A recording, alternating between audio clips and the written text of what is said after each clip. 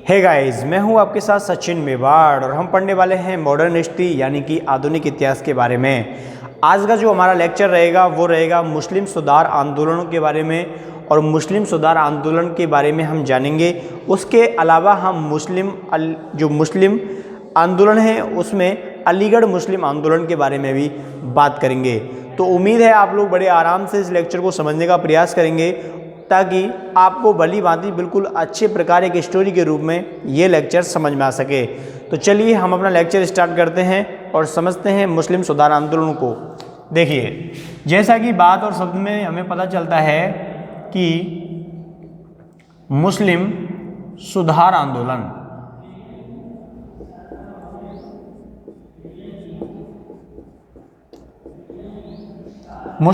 आंदोलन में आखिर क्या क्या महत्वपूर्ण था और इनमें क्या क्या चीज़ों को लेकर ये आंदोलन किए गए थे। आप लोगों को समझना होगा कि 18वीं और 19वीं शताब्दी के दौरान इन आंदोलनों की एक बाढ़ सी भारत में आई थी जिसमें प्रत्येक समाज अपने आप की शुद्धिकरण के दावे कर रहे थे और उन्हीं में था मुस्लिम समाज। मुस्लिम समाज को आंदोलन करने की जो ज़रूरत है वो क्यों पड़ी? क्योंकि इस समय प्रत्येक समाज जो था वो हाशिए पर चला गया था, क्योंकि जो मुस्लिम समाज था वो दो वर्गों में विभक्त था। आप लोग सोचोगे कौन से दो वर्ग थे? दो वर्ग थे। एक तो उच्च वर्ग था मुस्लिमों में, एक ऐसा उच्च वर्ग जो कि राजनीति से प्रेरित था, जो पहले कभी राजनीतिक सत्ता में रहे थे या जिनके मुगलों के साथ संबंध रहे थे या फिर मुगल प्रशासनिक व्यवस्था के अंतर्गत आते थे और उनका जो पालन पोषण है, उनको जो पैसा मिलता था, उनको जो धन मिलता था वो राजनीतिक व्यवस्था से मिलता रहता था। लेकिन जैसे ही अंग्रेज आए तो ये वर्ग हाशिए पर चला गया। उनको जो इनकम होती थी, उनको जो पैसा मिलता था वो भी मिलना क्या हो गया? समाप्त हो गया। तो ये वर्ग बिल्कुल हाशिए पर आ गया। लेकिन अपने दिखावे के लिए, अपनी सेल्फ रेस्पेक्ट के लिए इस समाज ने काम करना शुरू नहीं किया। इससे क्या हुआ? ये समाज खोखला हो गया अंदर से। और जब 1857 का विद्रोह हुआ तो अंग्रेजों ने जो सारा आरोप है वो उच्च मुस्लिम वर्ग के ऊपर डाल दिया, जिसके बाद इनकी जो स्थिति है वो बद से बदतर हो गई। एक जो वर्ग था वो था निम्न मुसलमान वर्ग का। अब निम्न मुसलमान वर्ग से क्या मतलब है? मेरा मतलब है वो मुस्लिम वर्ग जो कि पहले हिंदू था और बाद में उसको कन्वर्ट करके मुस्लिम समाज में परिवर्तित कर दिया गया। लेकिन केवल मुस्लिम वर्ग में उसको परिवर्तित किया गया, लेकिन उसकी विचारधारा, उसके सांस्कृतिक क्रियाकलाप या उसकी रहन सहन, इसमें कुछ ज़्यादा अंतर नहीं आया। इसलिए ये जो विचारधारा होती है ये दो वर्गों की थी, ठीक है? उच्च मुस्लिम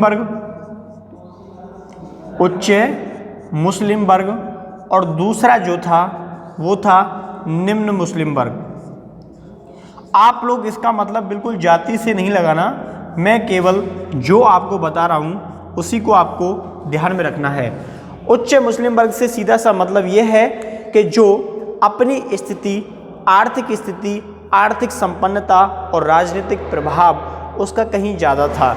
और दूसरी बात करें निम्न मुस्लिम वर्ग की, तो एक ऐसा वर्ग जो कभी हिंदू था लेकिन बाद में वो कन्वर्ट हो गया मुस्लिमों में, जो भी कारण रहे हैं, चाहे वो उनके ऊपर प्रेशर हो, चाहे उनको लालच देकर बनाया गया हो, लेकिन बनाया गया, ठीक। तो निम्न मुस्लिम वर्ग जो है ये अपनी सांस्कृतिक विरासत को नहीं छोड़ता। अब देखिए, ये उस सांस्कृतिक विरासत को नहीं छोड़ता तो एक समय, निश्चित समय के बाद जब 1857 की क्रांति जो है वो घटित हो जाती है तो ये दोनों वर्ग कहाँ चले जाते हैं? हाशिए पर चले जाते हैं। तो इन समाजों के आधुनिकीकरण के प्रयास किए जाने लगे। इनके अंदर जो सामाजिक और जो वैचारिक रूढ़ियाँ इनके अंदर आ चुकी थी उनको निकालने के प्रयास किए गए, ठीक है। अब उसमें किसके द्वारा विशेष भूमिका अदा की गई? तो सर सैयद अहमद खां, नाम आपने सुना ही होगा। तो सर सैयद अहमद खां के द्वारा बहुत अच्छे प्रयास किए गए जिन्होंने मुस्लिम वर्ग का उत्थान किया, ठीक है। क्योंकि जो मुस्लिम वर्ग था वो केवल और केवल कुरान पर आधारित था। वो अपने जो क्रियाकलाप थे, अपनी जो मान्यताएं थीं उनको पूरी तरह पकड़ के बैठा था, पूरी तरह जकड़ के बैठा था और वो उनको किसी भी तरह छोड़ना नहीं चाहता था। जब भी कोई नए शिक्षा की बात आए, नई शिक्षा की बात आए, नए नियमों की बात आए, तो वो लोग इसे कुरान के विरुद्ध समझते थे और ये मानते थे कि अंग्रेजी शिक्षा जो है वो हमें पाश्चात्य संस्कृति की ओर ले जाएगी, ईसाईकरण की ओर ले जाएगी। और वो डरते थे कि अगर हम ऐसा करेंगे तो कहीं हम काफिर ना कहलाएं। ठीक है, तो इसलिए वो इन चीज़ों को अपनाने से डरते थे। यहाँ तक वो इतना डरते थे कि अगर किसी कॉलेज या किसी स्कूल में अंग्रेजी शिक्षा पढ़ाई भी जाती है तो वो उसका बॉयकट कर देते थे, वहाँ पढ़ने तक नहीं जाते थे। ठीक है, तो इसलिए मुस्लिम समाज में एक नई विचारधारा का संचार करने की आवश्यकता महसूस की गई और जिसका बखूबी निर्वहन किया सर सैयद अहमद खान ने। तो चलिए आगे बढ़ते हैं और इस वर्ग का हम उत्थान करते हैं और सर सैयद अहमद खान के बारे में जानते हैं। ठीक है, देखिए सर सैयद अहमद खान के बारे में मैं आप लोगों को बताऊं। सर सैयद अहमद खान, आप लोगों को मालूम ही होगा कि सर सैयद अहमद खान जो हैं इनका जो जन्म है वो कब हुआ था? 1817 में हुआ था। ठीक है, कब हुआ था? 1817 में इनका जन्म हुआ था। इनका जन्म हुआ तो उसके बाद ये शुरू से ही क्या थे? पाश्चात्य जो संस्कृति है, पाश्चात्य जो एजुकेशन है उसके समर्थक थे।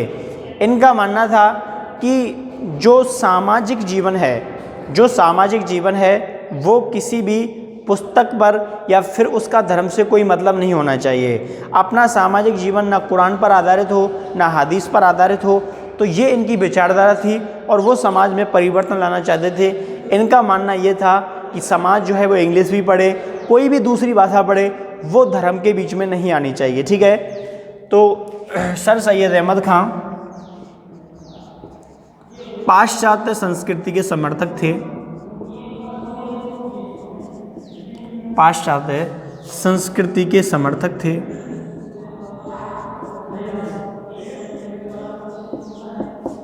पाश्चात्य संस्कृति के समर्थक थे।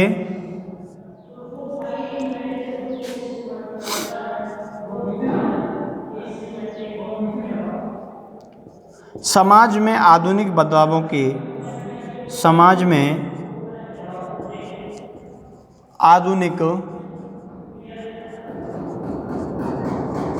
बदलावों के पक्षधर थे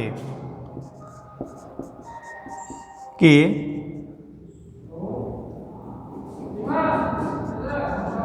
पक्षकार थे। ठीक है, समझ में आ गई आप लोगों को बात? तो ये चाहते थे कि समाज जो है वो एजुकेशन की ओर बढ़े। यहाँ की कोई धार्मिक किताब या धार्मिक पुस्तक या धार्मिक संस्कारों को इतना महत्व नहीं देना चाहिए जितना एजुकेशन को देना चाहिए। और कोई भी एजुकेशन हो, चाहे वो पाश्चात्य हो चाहे कोई भी हो, अगर उस एजुकेशन में विकास है, अगर वो एजुकेशन आपको सभ्य बनाती है तो उसे अपनाने से बिल्कुल भी नहीं हिचकना चाहिए। ठीक है, लेकिन एक दूसरा ऐसा वर्ग था, उलेमाओं का वर्ग था। ठीक है, धार्मिक गुरुओं का वर्ग था।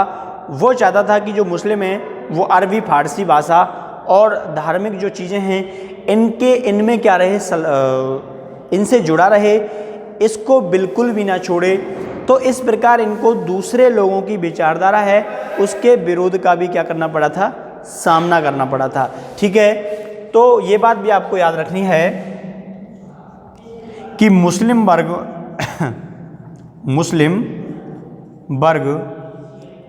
के धार्मिक गुरु एवं उलेमा वर्ग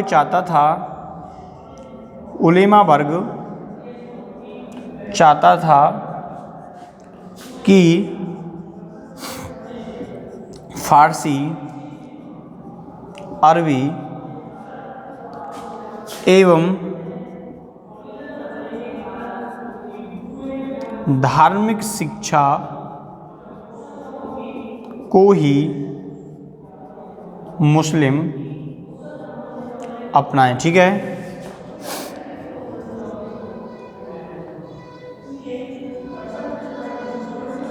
अपनाएं। तो ये जो व्यू था ये था धार्मिक उलेमाओं का।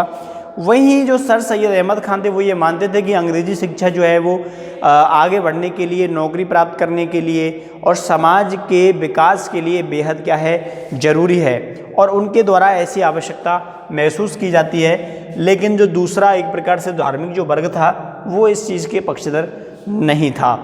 ठीक है, तो देखिए इसको हम रफ करते हैं, मिटाते हैं।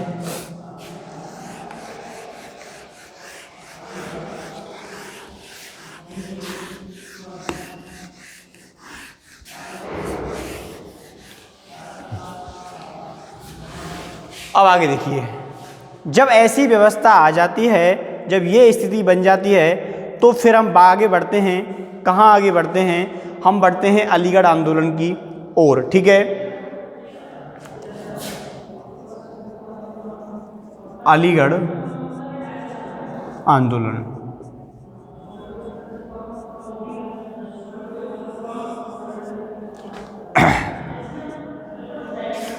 देखिए, जो सर सैयद अहमद खान थे वो अंग्रेज़ों के पक्षकार बन जाते हैं, अंग्रेज़ों के हितैषी बन जाते हैं, और वो अंग्रेज़ों से ये बात बोलते हैं कि जो मुस्लिम वर्ग है वो तुम्हारा हृदय से विरोधी नहीं है।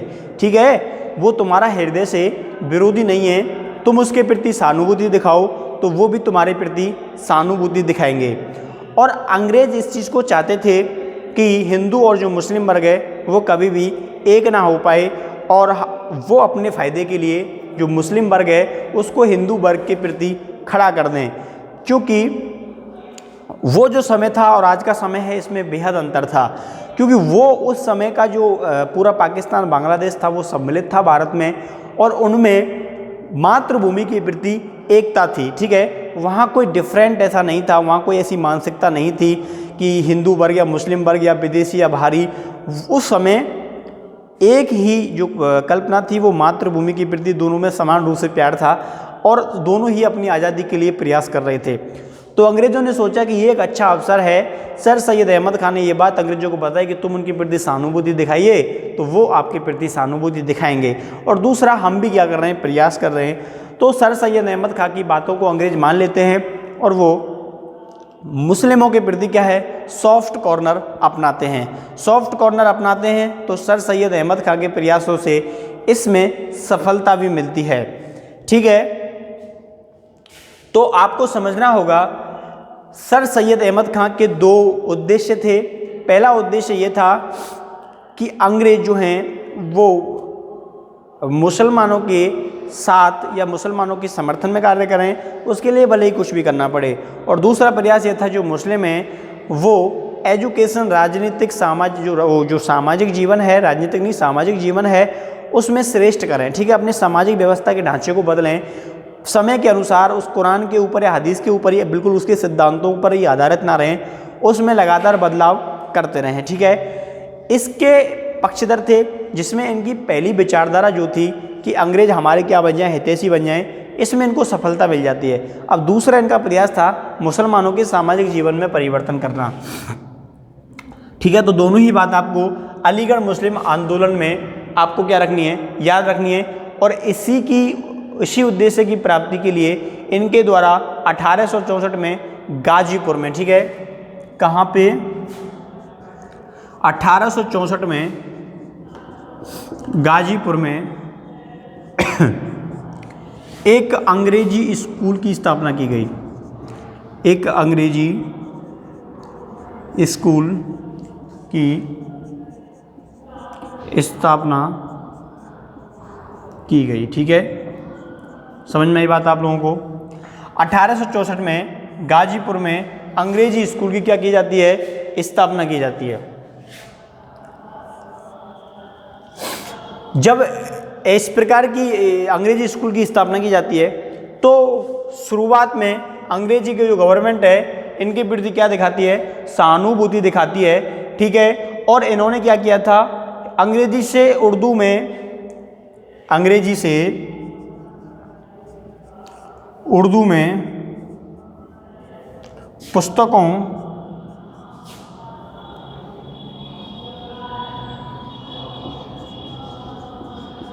पुस्तकों के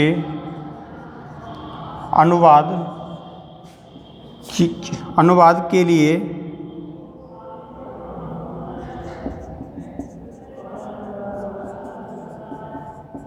विज्ञान समाज की स्थापना की।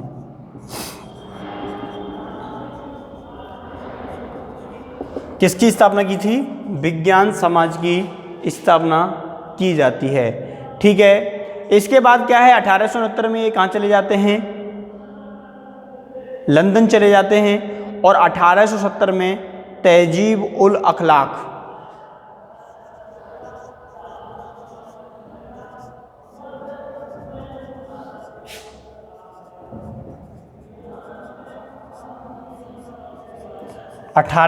में ये इन्होंने क्या चलाई थी? पत्रिका। मुसलमानों में सामाजिक संचार लाने के लिए तहजीब उल अखलाक 1870 में इन्होंने क्या लगाई थी? पत्रिका लगाई थी।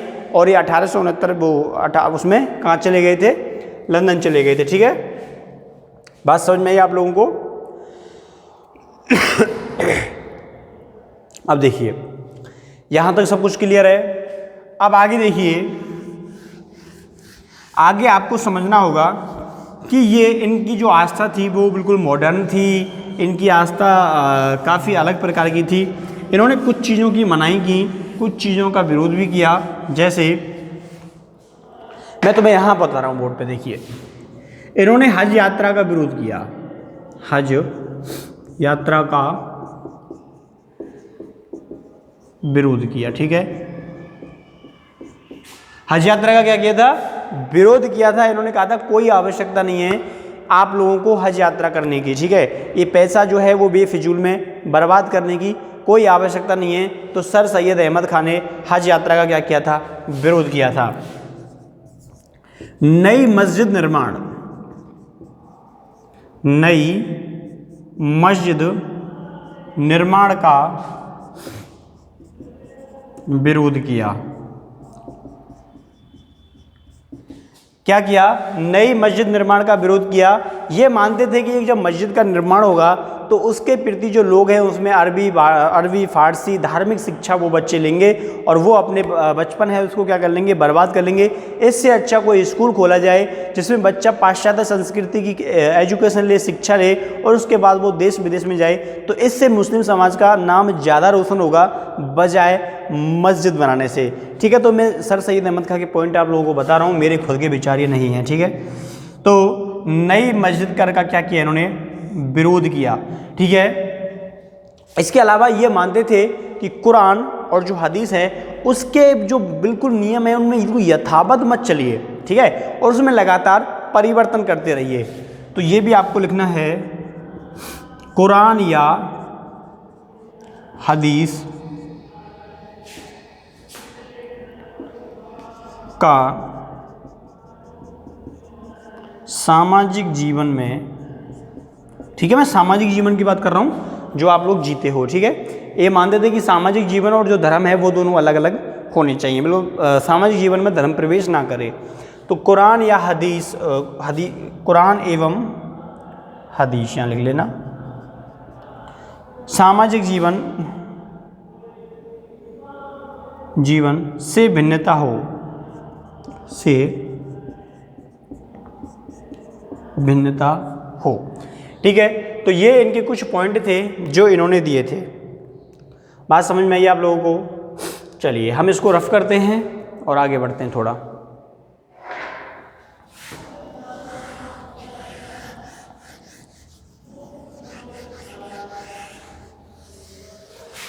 अब देखिए आगे, सर सैयद अहमद खान जो हैं इनके धर्म के प्रति थोड़ा विवाद भी रहता है, कुछ धार्मिक गुरुओं के साथ मुठभेड़ भी, वो मुठभेड़ क्या मतलब वैचारिक विवाद इनका होता है। तो इनके द्वारा क्या किया जाता है? इनके द्वारा 1875 में अलीगढ़ में मॉमडन एंग्लो ओरिएंटल कॉलेज, 1875 में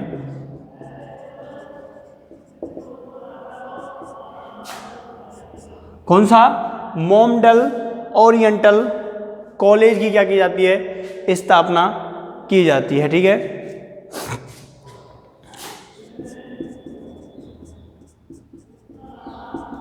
ओरिएंटल कॉलेज की स्थापना की जाती है। आपको मालूम है कहाँ की जाती है? तो अलीगढ़ में की जाती है। और यही आगे जाकर क्या बन गया था? अलीगढ़ मुस्लिम यूनिवर्सिटी आज जो है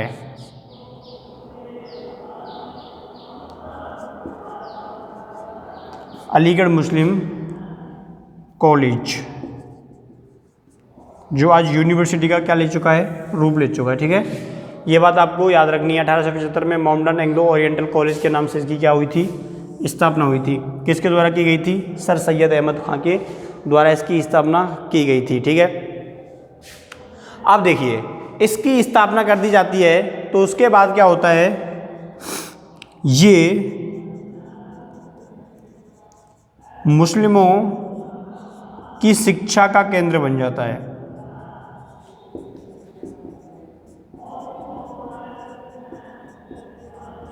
ठीक है, और इसके जो अधिकतर प्रिंसिपल होते थे वो सब अंग्रेज होते थे। ठीक है, कौन होते थे?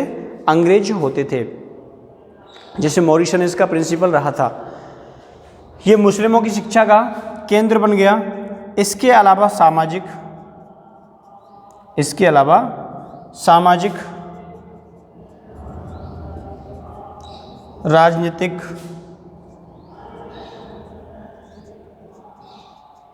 बदलाव का मंच भी बन गया।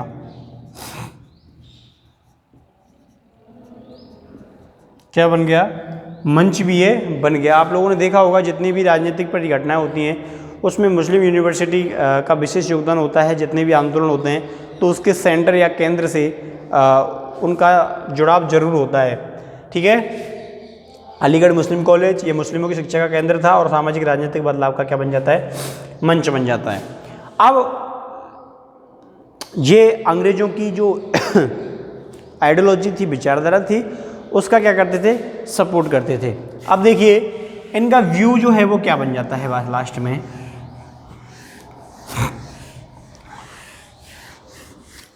देखिए समझिए, ये कांग्रेस पार्टी के क्या बन जाते हैं?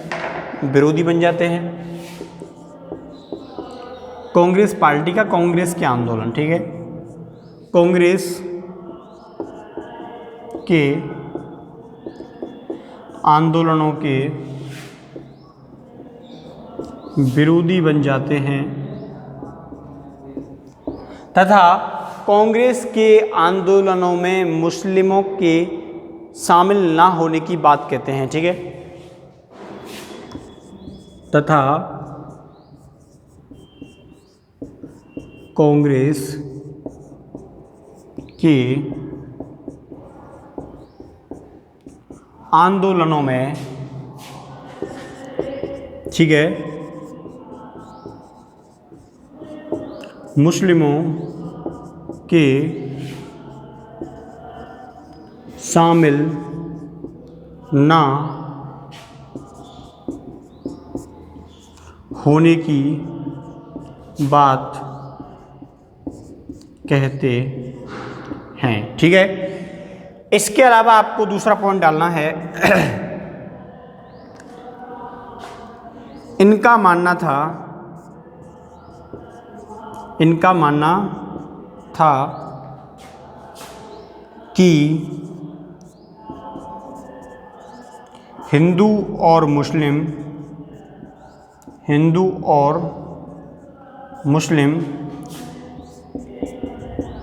दोनों ही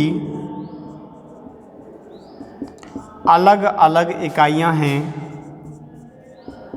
दोनों ही अलग अलग इकाइयां हैं और ये कभी भी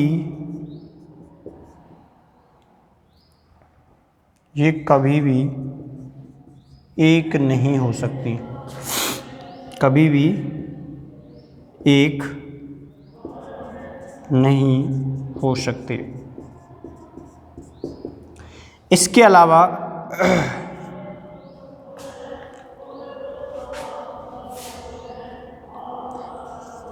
ये मानते थे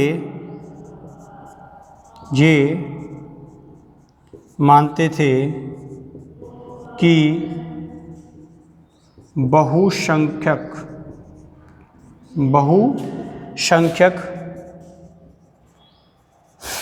हिंदुओं के शासन से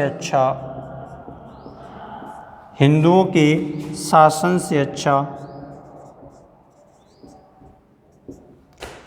अंग्रेजों का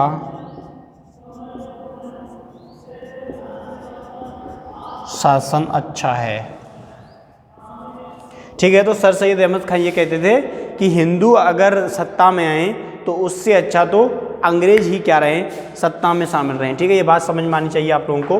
तो मैंने ये जो बोर्ड पर लिखाया है कि कांग्रेस के आंदोलन के विरोधी बन जाते हैं तथा मुसलमानों को उसके आंदोलन में जाने से मना करते हैं। इनका मानना था कि हिंदू और मुस्लिम दोनों अलग अलग इकाइयाँ हैं और कभी भी ये एक नहीं हो सकती। ठीक है, ये मानते थे कि बहुसंख्यक हिंदुओं के भारत से शासन से अच्छा अंग्रेजों का शासन अच्छा है।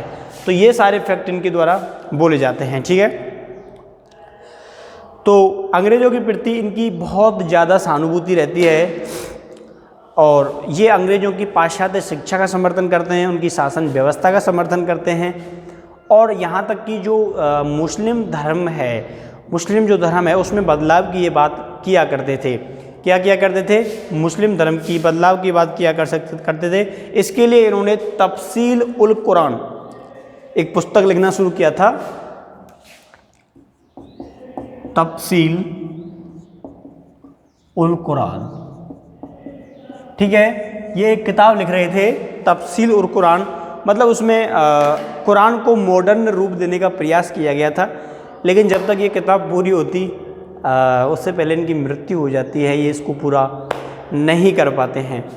तो उम्मीद है आपको ये जो लेक्चर है मुस्लिम धर्म सुधार आंदोलन से अलीगढ़ से, तो इसकी बहुत सारी बातें आपको समझ में आई होंगी। आप लोगों ने इसको एंजॉय किया होगा लेक्चर को, और आपने अलीगढ़ मुस्लिम आंदोलन के जो मुख्य उद्देश्य थे, उसकी जो आइडियोलॉजी थी, उनका जो व्यू था काम करने का, और इस आंदोलन के पीछे के जो उद्देश्य थे वो आप लोगों ने बहुत अच्छे से समझे होंगे। ठीक है, तो अलीगढ़ मुस्लिम आंदोलन या फिर मुस्लिमों के आंदोलन के पीछे जो नेता था उसके व्यू को भी आपने अच्छे से समझ लिया होगा। तो उम्मीद है आपको ये लेक्चर बहुत अच्छे से पसंद आया होगा, एंजॉय किया होगा। तो मिलते हैं कल यानी कि नेक्स्ट वीडियो में नए लेक्चर के साथ। तब तक के लिए थैंक यू, धन्यवाद, बाय बाय।